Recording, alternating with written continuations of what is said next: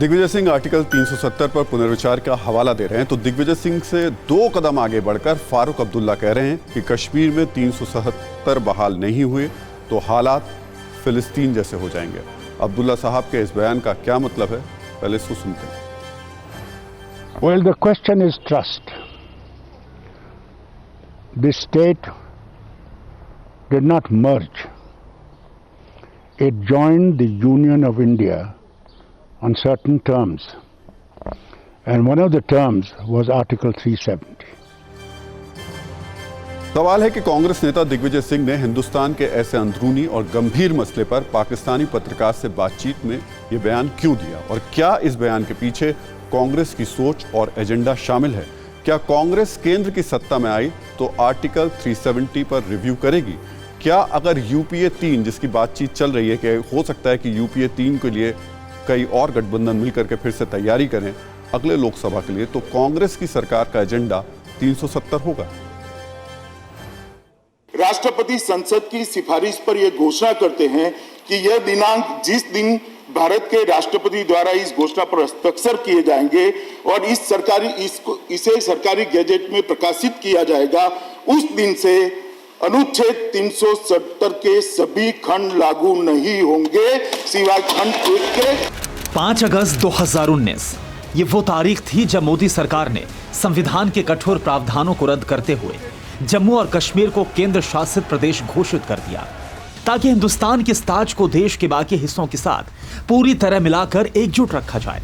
इस फैसले से जितनी चोट पड़ोसी मुल्क के हुक्मरानों और देश में बैठे आतंक परस्त गद्दारों को पहुंची, कमोबेश उतना ही दर्द उन राजनीतिक पार्टियों को भी महसूस हुआ जिनकी सियासी बुनियाद कश्मीर और 370 पर ही टिकी और बची थी। आर्टिकल 370 कांग्रेस की भी दुखती रग बन चुकी है। कांग्रेस के बड़े बड़े नेता कई मौकों पर कह चुके हैं कि अगर उनकी पार्टी सत्ता में आई तो आर्टिकल 370 पर रिव्यू करेगी, यानी यूपीए 3 की तैयारी के लिए आर्टिकल 370 कांग्रेस का चुनावी एजेंडा बन सकता है। दरअसल आर्टिकल 370 से कांग्रेस को इसलिए भी मोह है क्योंकि आजाद भारत की पहली कांग्रेस सरकार बनने के बाद आर्टिकल 370 पर फैसला लिया गया था।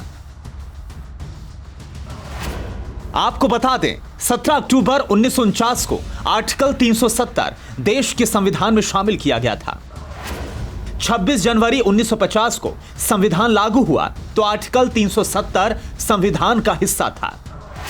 आर्टिकल 370 के तहत जम्मू कश्मीर की आवाम को कई विशेषाधिकार दिए गए और इसी वजह से करीब 70 साल तक कश्मीर और कश्मीर के लोग आजाद हिंदुस्तान से खुद को अलग महसूस करते रहे। मगर आर्टिकल 370 हटने के बाद पिछले करीब 2 साल से जम्मू कश्मीर को मुख्य धारा से जोड़ने की लगातार कोशिश की जा रही है। केंद्र की मोदी सरकार के नेतृत्व में धरती के जन्नत में बदलाव की बयार बह रही है। गृह मंत्रालय के मुताबिक कश्मीर के विकास के लिए 2020-21 में 30,757 करोड़ का फंड जारी किया गया। साथ ही सड़क, बिजली, कृषि, स्वास्थ्य और पर्यटन पर खास जोर दिया जा रहा है, जिसके लिए 2015 में ही करीब 80,000 करोड़ की रकम कश्मीर को दी गई थी। इसके अलावा कश्मीर के करीब 15,000 युवाओं को प्रोफेशनल ट्रेनिंग दी गई है। यही नहीं, लंबे वक्त से आतंकवाद का दंश झेल रहे कश्मीर के लोगों के लिए सेना और सीआरपीएफ के जवान सुरक्षित माहौल बनाने में जुटे हैं ताकि जन्नत में खौफ की कोई जगह ना बचे। लेकिन दिग्विजय सिंह के हालिया बयान से ऐसा मालूम पड़ता है कि कांग्रेस को यह बदलाव रास नहीं आ रहा है।